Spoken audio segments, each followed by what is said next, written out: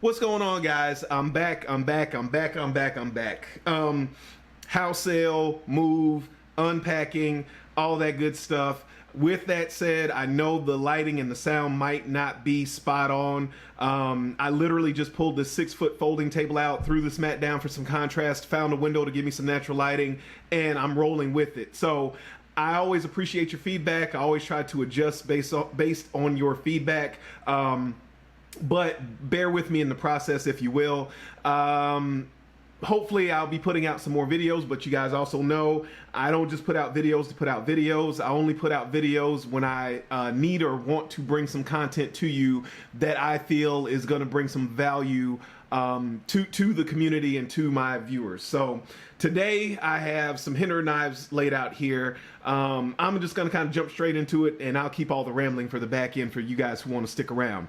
I've been eyeing the Eclipse for a while. I'm not the biggest fan of the entire Hinderer knives lineup. My favorite knife, and the one I think should be the Hinderer knife, is the Fire Tack. And I did a whole video on that. I might even link it or whatever.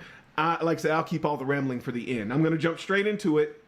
So I found, just happened to be up one morning very early, and I found a deal on an Eclipse that I couldn't pass up. It came with both of the scales, and it has obviously black hardware installed, but it also came with the factory hardware, and it is not a tri-way knife. I'll save all the rambling for the end on tri-way and all that stuff. But these are my initial thoughts on this knife. I received this knife on Thursday, I believe. The knife, it does not have the tri-way pivot system. It was sold to me, again, this is secondhand. I know sometimes people say you can't accurately judge a knife if it's secondhand. You don't know what was done to it before, in the middle, or after. So however you stand on that, take this information with that grain of salt. But it was sold to me with quote unquote stiff action. And that was the listing, how it was listed. And I honestly believe it was listed that way because we all know how knife guys are. Some of them can be very, very nitpicky. And I think the seller just wanted to make sure he let everybody know the knife wasn't going to be drop shutty. I don't really have a problem with that. The knife, it flips open great if you want to quote unquote light switch it. It also flips out great if you want to quote unquote push button open the knife. You can also use the thumb stud. I mean, there are no problems. It does drop, but like I said, it's not drop shut. It's very smooth. This is on the Teflon washers that come and have come in Hinderer knives for years and years and years. The one thing that I have never really liked about the XM is the dramatic kind of dip at the end of the handle and the negative kind of cant of the blade. It kind of comes down like this, if you will. Or I guess I can demonstrate it. And that's exaggerated, but it kind of comes down at an angle like this. And I really just don't care for that kind of angle of the handle, because when I grip the knife, the back end of that handle never really makes contact with my hand, and that angle really feels funny to me. This knife has neither of those ergonomic situations, if you want to call it that. The blade of the knife is obviously straight, neutral cant.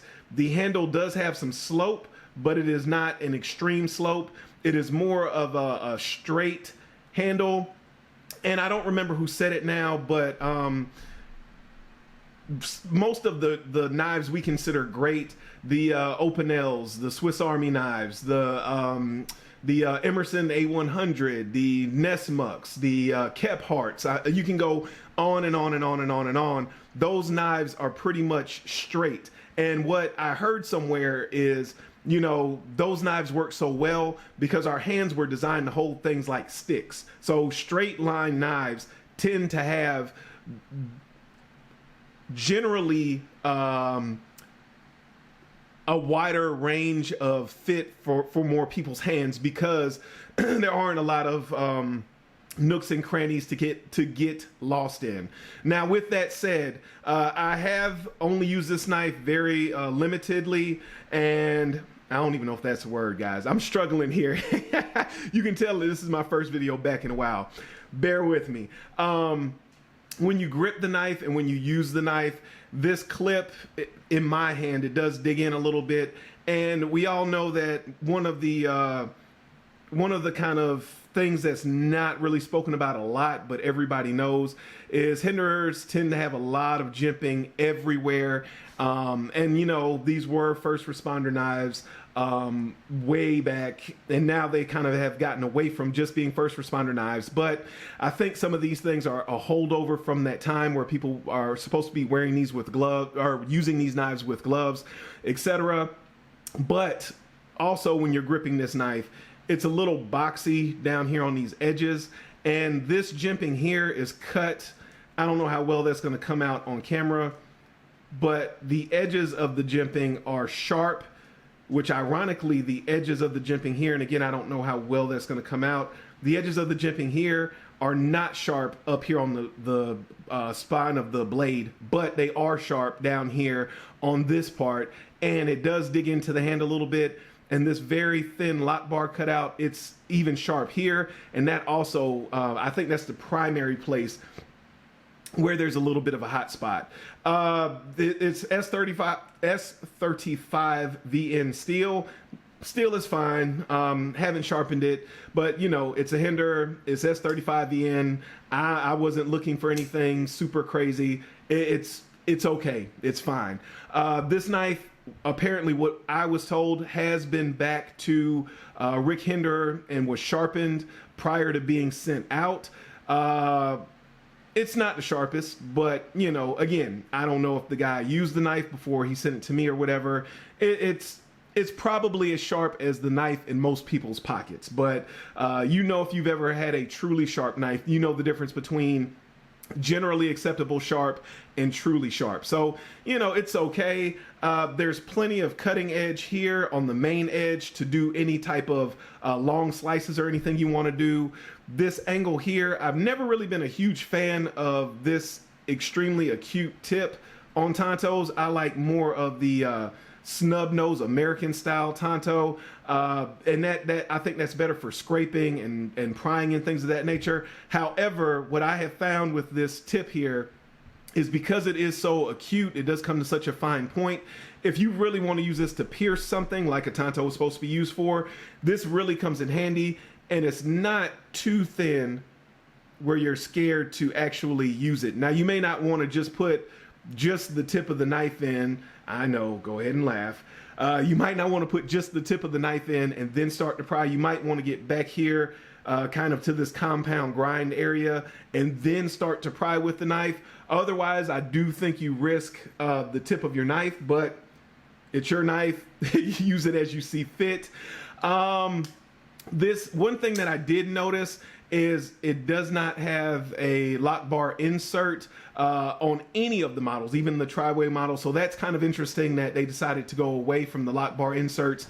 Even the fire tack, and this is also a non-tri-way fire tack, this has a lock bar insert, but the Eklipse knives do not. So that was interesting to see. The lockup is fine. I'm sure some would say that's early.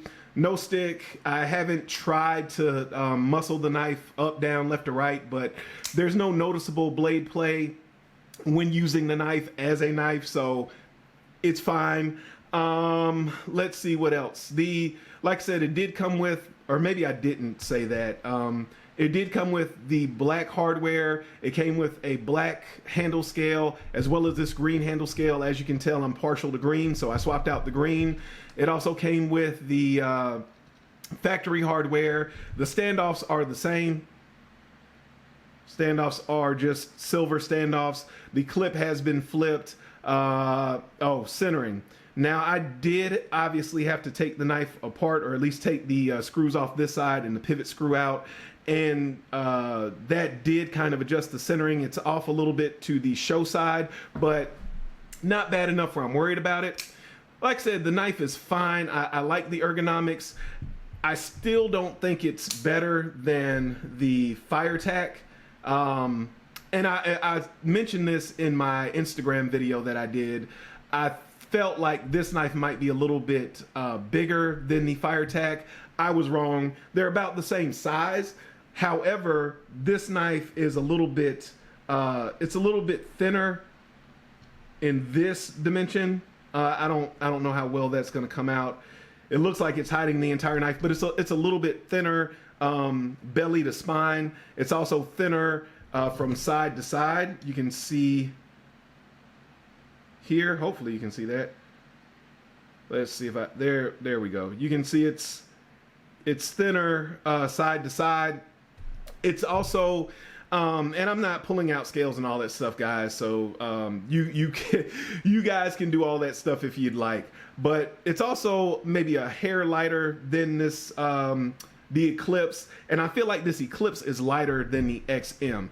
So all in all, I like the Eklipse.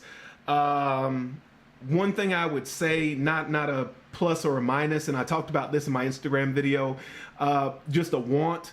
It would be nice. I know that they make the XMs with no flipper, non-flipper XMs. It would be nice to see the Eklipse come out with as a non-flipper version. So I do like that. Overall, I think that this will be a knife that I keep around. I am looking for a black pivot screw. So if you guys know of anyone that has a black pivot screw, I would definitely entertain buying that off of them. Not looking to spend $5,000. So if you're somebody that's trying to flip something, I appreciate it, but no thanks. Yeah, it's not a knife that blows me away. I think it is on par. I like the MP1. I think it's better than the Jurassic. The Jurassic still had some of that handle dip that I don't like on the XM. The XM is my least favorite. I still don't think it's better than the FireTac, and I haven't handled a half track or a full track, so I'll have to try to handle one of those next.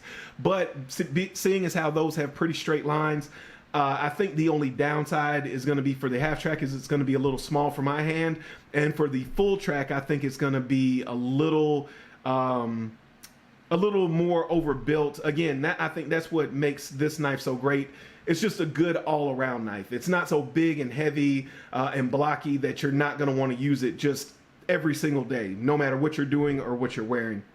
Whereas I feel like the full track is going to be more of a knife you want to take out when you just really need something that's very heavy and overbuilt, so to speak. But that's really it, guys. I like the Eklipse. I don't think I'm going to get rid of it, at least not right now. Maybe I would like the spear point blade a little bit better. The one with the swedge on the top, not that I like the swedge, but I do like that blade profile a little bit better. But the price was right on this. It was non-tri-way, so I went with it, and I don't regret it, guys. I do not regret it. One other thing I will say about the XM platform, I always felt like my hand was so far away from the blade because of that choil. With this, it really makes me feel like I'm closer to the blade. So I don't know, maybe a non-choil or no choil XM, even though the ergonomics still aren't going to work with me of the handle, maybe that would be better in that aspect of me feeling like I'm closer to the blade. So those are my thoughts on the Eklipse. Again, this is the non-tri-way version. And yeah, first video back. I hope to see you guys in future videos to come. I appreciate you guys watching, and remember, a lazy man carries a dull knife.